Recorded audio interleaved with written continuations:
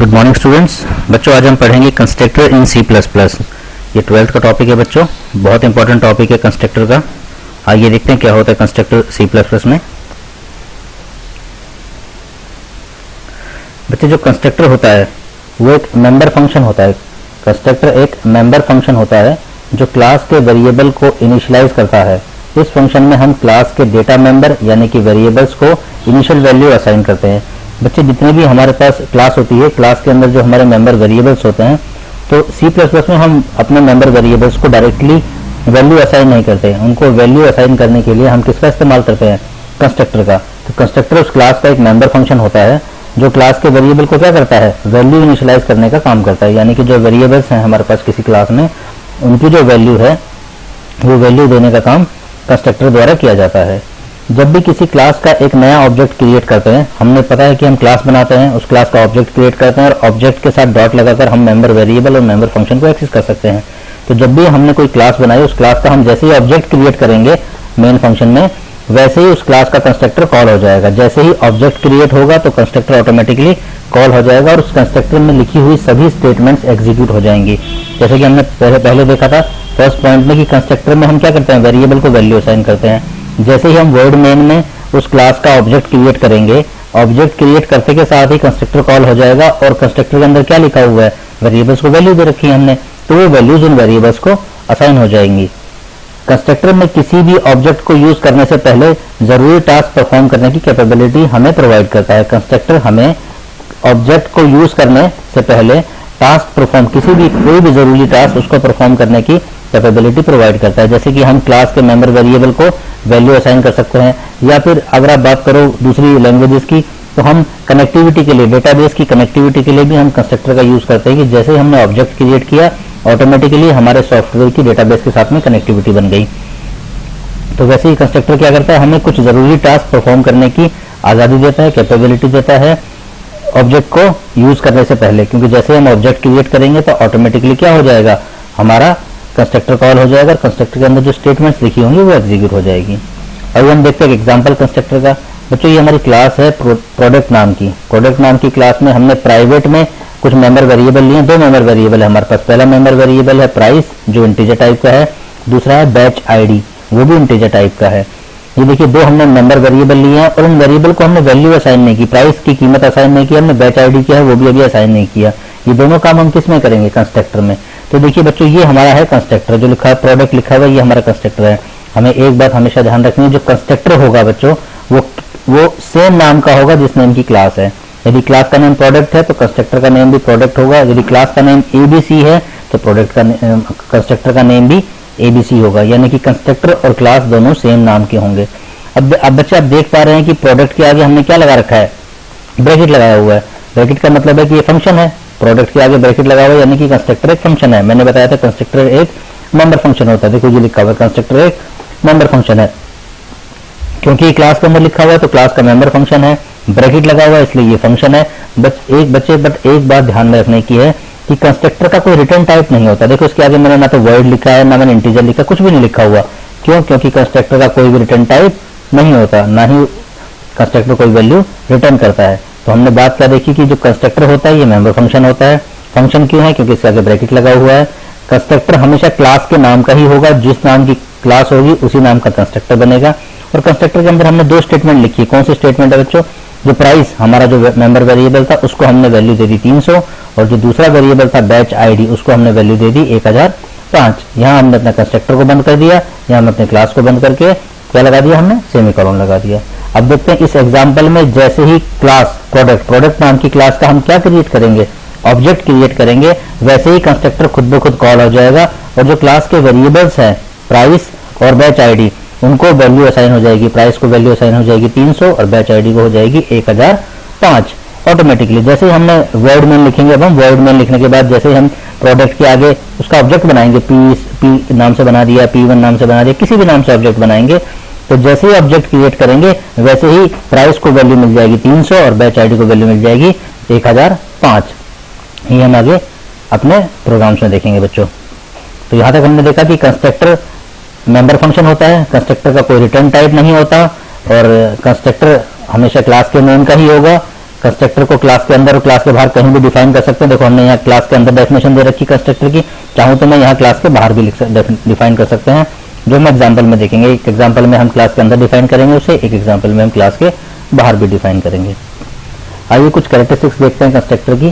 Constructor को हमेशा public access modifier में डिफाइन करना होता है। देखिए बच्चों, अभी हमने देखा था ये जो हमने मेंबर वेरिएबल लिए थे ये हमने किस में डिफाइन किए हैं, प्राइवेट एक्सेस मॉडिफायर में। बट जो ये प्रोडक्ट हमने जो कंस्ट्रक्टर डिफाइन किया है ये किस में डिफाइन किया है, पब्लिक में। कंस्ट्रक्टर हमेशा पब्लिक एक्सेस मॉडिफायर में डिफाइन किया जाएगा। कंस्ट्रक्टर को हमेशा पब्लिक एक्सेस मॉडिफायर में डिफाइन किया जाता है। कंस्ट्रक्टर को क्लास के अंदर या बाहर कहीं भी डिफाइन कर सकते हैं।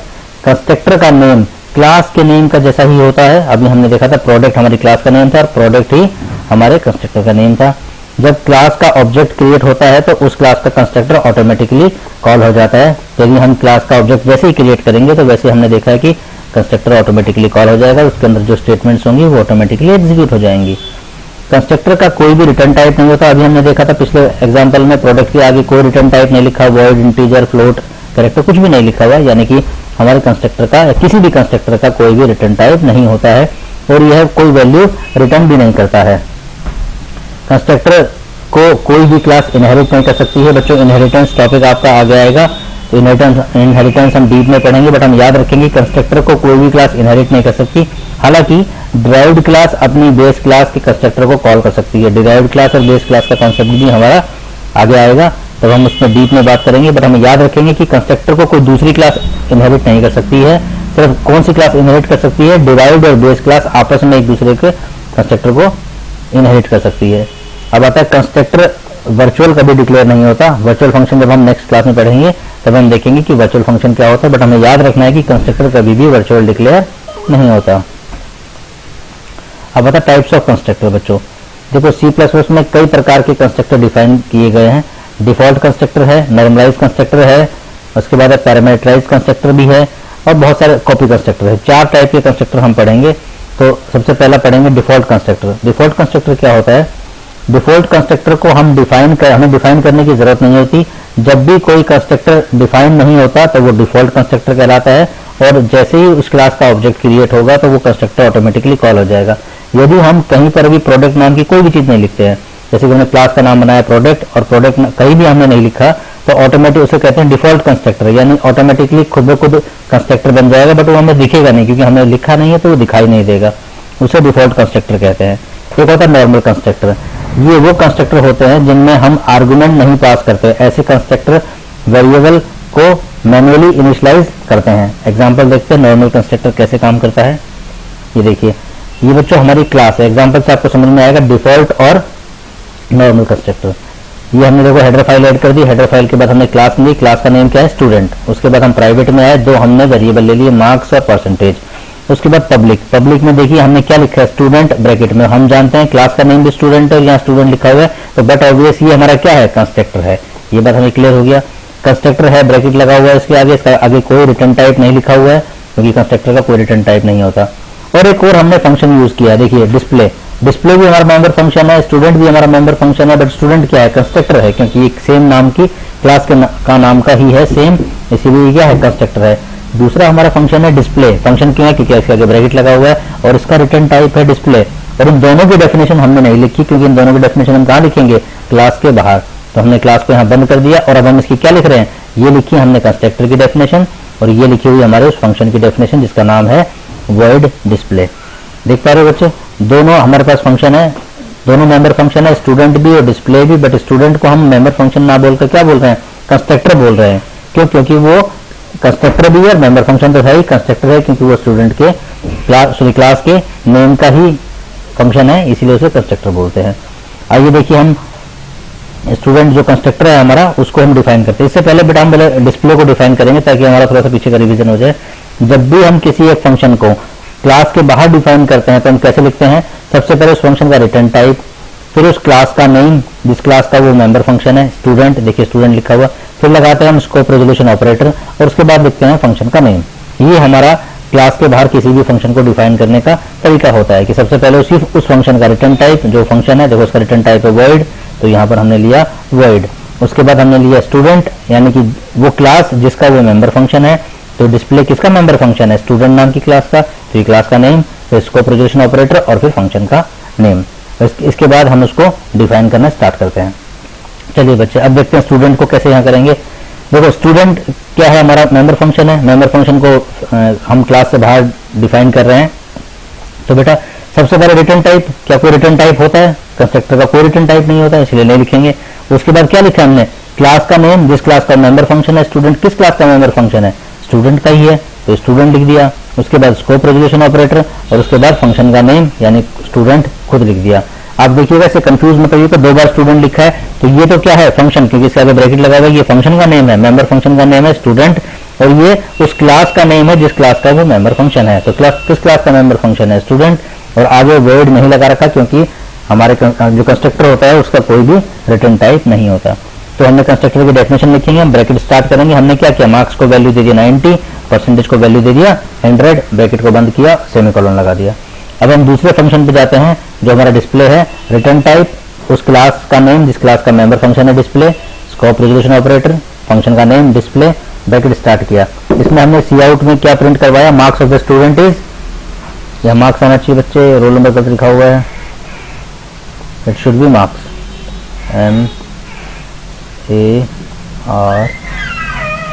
MARKS marks. ओके, मैं पीडीएफ में सही कर दूंगा बच्चे आपको, ठीक है, करेक्ट देंगे। यहाँ लिखाना चाहिए मार्क्स। जो मार्क्स की वैल्यू है वो कहाँ प्रिंट हो जाएगी? वो वैल्यू यहाँ प्रिंट हो जाएगी। नेक्स्ट लिखा percentage of student is, PERC, जो परसेंटेज है वो कहाँ प्रिंट हो जाएगा? यहाँ पर प्रिंट हो जाएगा। अब हमने डेफिनेशन को बंद कर दिया, डिस्प्ले की डेफिनेशन लिख चुके हैं। अब आगे वॉइड मेन में, वॉइड मेन में देखिए ब्रैकेट स्टार्ट किया। तो सबसे पहला काम क्या करते हैं? हम क्लास का क्या बनाते हैं? ऑब्जेक्ट। ये हमारे स्टूडेंट नाम की क्लास है और उसका ऑब्जेक्ट बनाया हमने एस। जैसे ही एस लिखकर हमने क्या किया? सेमीकोलन लगाया। जैसे ही ऑब्जेक्ट क्रिएट किया इस क्लास का, वैसे ही ऑटोमेटिकली क्या हो जाएगा बच्चों?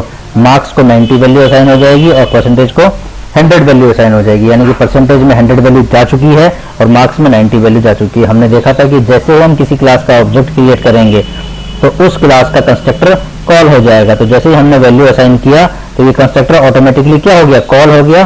स्टूडेंट नाम वाला कंस्ट्रक्टर कॉल हो गया। और कंस्ट्रक्टर की डेफिनेशन क्या कहती है? कि 90 नंबर दे दो मार्क्स को और 100 जो डिजिट है वो दे दो परसेंटेज को। तो परसेंटेज के पास अब 100 नंबर आ गया, मार्क्स के पास 90 नंबर आ गया। उसके बाद हमने दूसरे फंक्शन को कॉल किया। देखो यहाँ हमें फंक्शन की कॉल करने की जरूरत है, s.display। हम इस फंक्शन को कॉल कर रहे हैं ऑब्जेक्ट के साथ में, बट हमने कंस्ट्रक्टर को कॉल नहीं किया। हमने यहाँ पे s.student नहीं लिखा क्योंकि हम पहले बता चुके हैं कि जैसे ही ऑब्जेक्ट क्रिएट होगा तो कंस्ट्रक्टर ऑटोमेटिकली कॉल हो जाएगा। तो ये s.display, इसको हमें कॉल करना पड़ेगा क्योंकि ये मेंबर फंक्शन है, ये कंस्ट्रक्टर नहीं है। तो हमें ऑब्जेक्ट के साथ में हमने इस फंक्शन को कॉल किया डिस्प्ले, और डिस्प्ले को जैसे ही कॉल करेंगे तो ये क्या प्रिंट कर देगा? Marks of student is, marks की वैल्यू ऑलरेडी 90 आ चुकी थी इसके पास, तो 90 यहाँ प्रिंट हो जाएगी।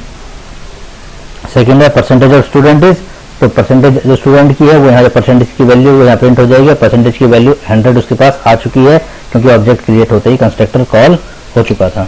इसमें देखते हैं जैसे ही मेन फंक्शन में स्टूडेंट क्लास का ऑब्जेक्ट एस क्रिएट किया गया, स्टूडेंट क्लास का कंस्ट्रक्टर कॉल हो गया और रोल नंबर और मार्क्स को क्रमशः 10, 90 और 100 वैल्यू मिल गई है। 90 आएगा बच्चों, 90 एंड 100 वैल्यू असाइन हो गई है।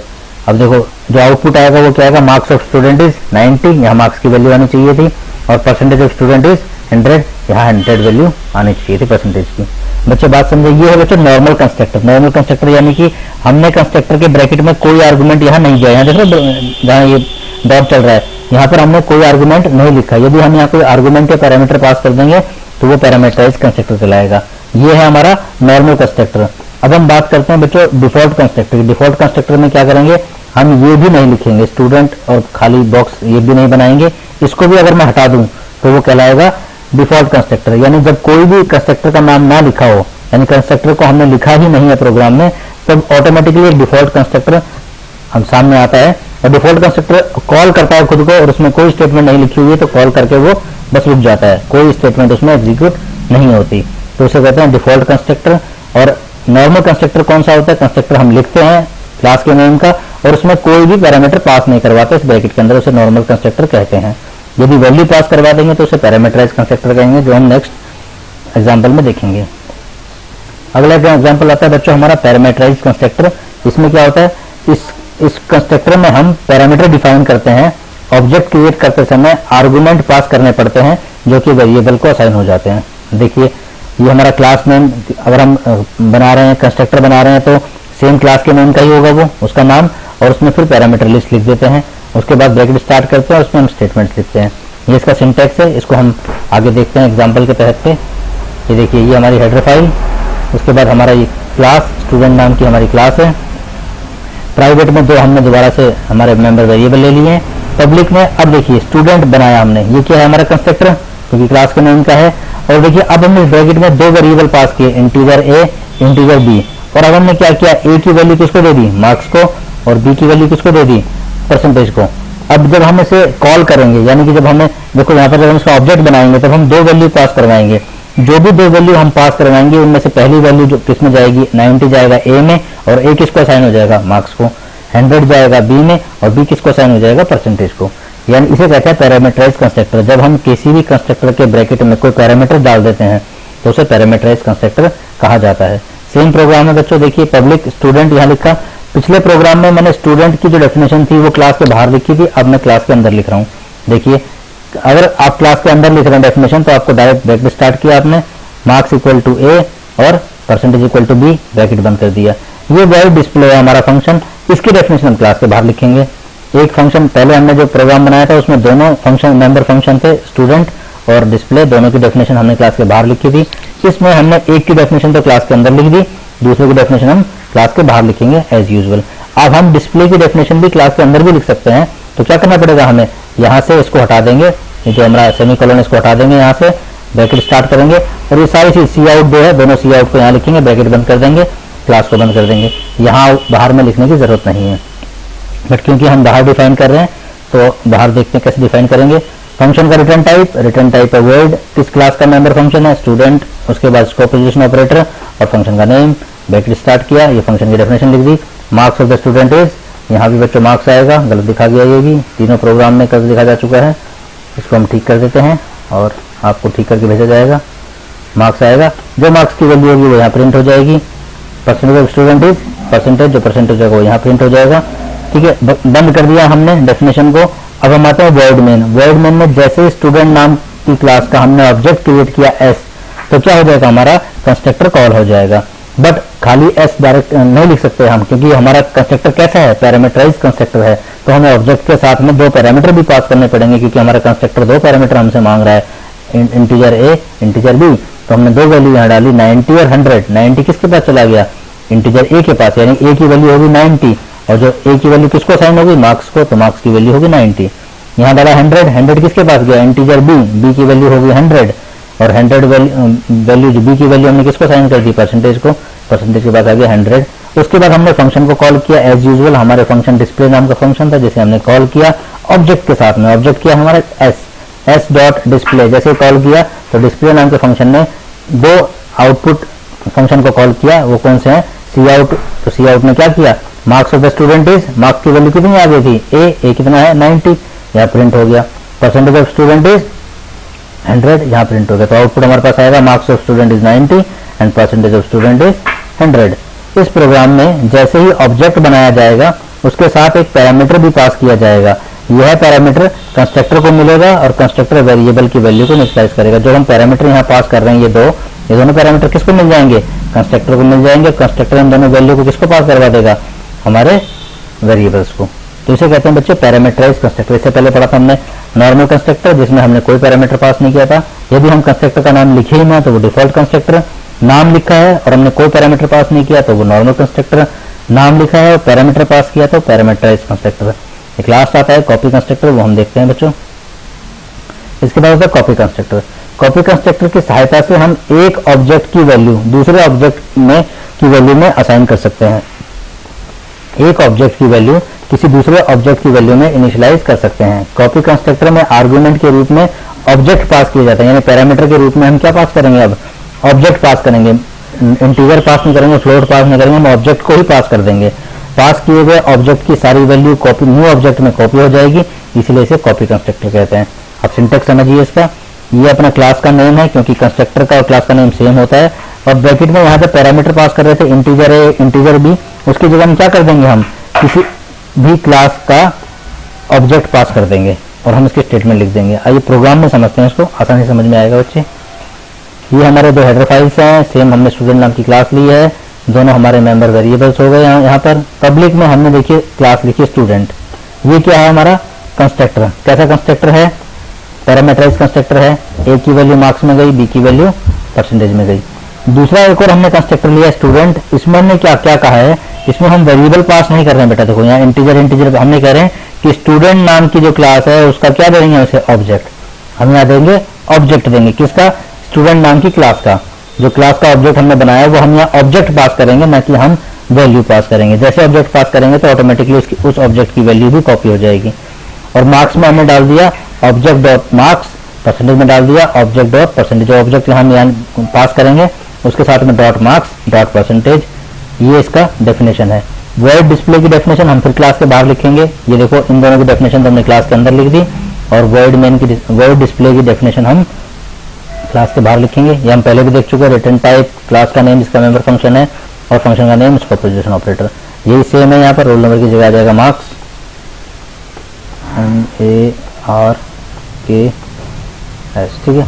मार्क्स यहाँ मार्क्स प्रिंट हो जाएगा, यहाँ हमारा परसेंटेज प्रिंट हो जाएगी। अब देखिए कैसे काम करता है। वॉइड मेन में जैसे ही क्लास का ऑब्जेक्ट क्रिएट किया s, और मैंने उसके साथ में दो वैल्यू पास करवाई, क्योंकि पैरामीटराइज कंस्ट्रक्टर है हमारा पहले, तो वो क्या मांग रहा है, वो कह रहा है जी हमें वैल्यू चाहिए दो। पहली वैल्यू a के पास जाएगी, दूसरी b के पास। तो हमने दो वैल्यू पास करवा दी, 80 और 90। 80 वैल्यू गई a के पास, a की वैल्यू गई मार्क्स में, मार्क्स हो गया 80। b की वैल्यू 90, 90 गई b के पास, परसेंटेज के पास गई, तो ये क्या हो गया 90। अब आप देखिए ध्यान से, अब मैंने किसको कॉल करवाया, डिस्प्ले फंक्शन को, s डॉट डिस्प्ले। तो इसने क्या डिस्प्ले किया, मार्क्स की वैल्यू, परसेंटेज की वैल्यू। मार्क्स की वैल्यू कितनी थी 80, परसेंटेज की वैल्यू 90। तो हमारे पास दोनों वैल्यू डिस्प्ले हो गए। देखिए marks of student is 80, percentage of student is 90। ये यहाँ तक हमारा काम कंप्लीट हो चुका है। उसके बाद हमने उस स्टूडेंट नाम की क्लास का दूसरा ऑब्जेक्ट बनाया S1। ध्यान से देखिएगा S1। इस में क्या, ये भी पैरामीटराइज है भैया, कंस्ट्रक्टर है। तो दो कंस्ट्रक्टर है हमारे। क्या पहला कंस्ट्रक्टर कहता है कि दो वैल्यू पास करवाओ इंटीजर टाइप की, तो मैं एक्सेप्ट करूंगा। दूसरा कहता है कि मेरे पास क्या पास करवाओ, किसी क्लास का ऑब्जेक्ट पास करवाओ, तो मैं उसे एक्सेप्ट करूंगा।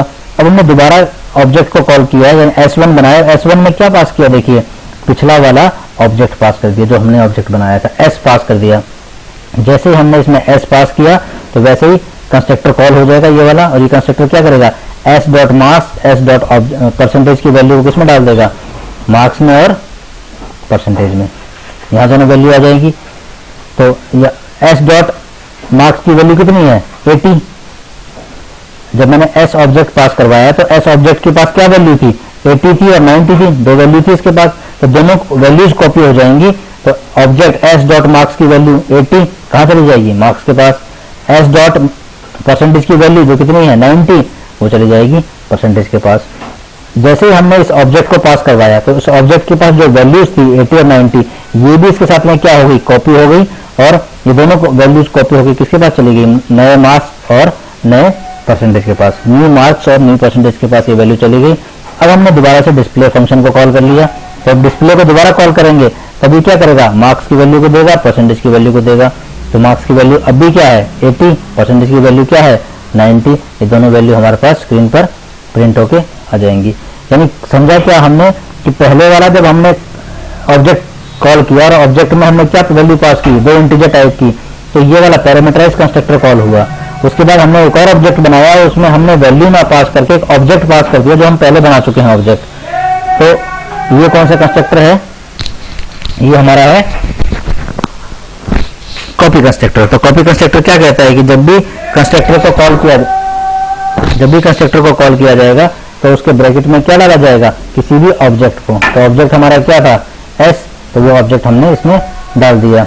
अब ऑब्जेक्ट के साथ में हमने डिस्प्ले को कॉल कर दिया। डिस्प्ले जैसे ही S नाम का ऑब्जेक्ट हमने इसमें डाला तो S नाम के ऑब्जेक्ट के जितने भी डेटा थे, जो भी वैल्यूज थी, वो ऑटोमेटिकली कॉपी होकर किसके पास आ गई, इस कॉपी कंस्ट्रक्टर के पास आ गई। तो कॉपी कंस्ट्रक्टर ने वो वैल्यू मार्क्स और परसेंटेज में डाल दिया। फिर हमने S1 नए ऑब्जेक्ट के साथ में डिस्प्ले को कॉल कर लिया और गेट ch, प्रोग्राम खत्म। तो देखिए इस प्रोग्राम में जब क्लास स्टूडेंट का दूसरा ऑब्जेक्ट बनाया जा रहा है तब पैरामीटर्स में वैल्यू पास ना करके पहले वाला ऑब्जेक्ट पास किया, दूसरे वाले देखो जब हमने कॉल कर ऑब्जेक्ट बना रहे हैं तो यहाँ वैल्यू ना पास करके हम क्या पास कर रहे हैं, ऑब्जेक्ट ही पास कर दिया, हमने ऐसे ही पास कर दिया, तो जिससे कि उसकी वैल्यू न्यू ऑब्जेक्ट में कॉपी हो गई। ये पुराना वाला हमारा ऑब्जेक्ट था, इसकी जो वैल्यू थी ये नए वाले ऑब्जेक्ट में एज इट इज कॉपी हो गई, इसीलिए इसे क्या कहते हैं, कॉपी कंस्ट्रक्टर कहा जाता है। बच्चों ये हमारा this was all about constructor, ये हमारे कंस्ट्रक्टर की वीडियोस थी। आप समझिएगा, देखिएगा, यदि आपको नहीं समझ में आता है तो आप स्कूल में आ सकते हैं, ठीक है। आपको टाइमिंग्स पता है, आप कॉल करके कभी भी स्कूल में आइए, हम आपके डाउट्स को क्लियर कर देंगे अपने पेरेंट्स की परमिशन के साथ में बच्चों। और जो कोविड-19 के जितने भी रूल्स रेगुलेशंस हैं उनको फॉलो करते हुए आइएगा बच्चों। आप इसको देखिएगा, समझिएगा, और मैं इसके साथ में पीडीएफ भेज रहा हूँ करेक्शन करके, आप उस पीडीएफ को अपनी नोटबुक में उतार दीजिएगा बच्चों। Thank you very much students, have a nice day, stay home, stay safe.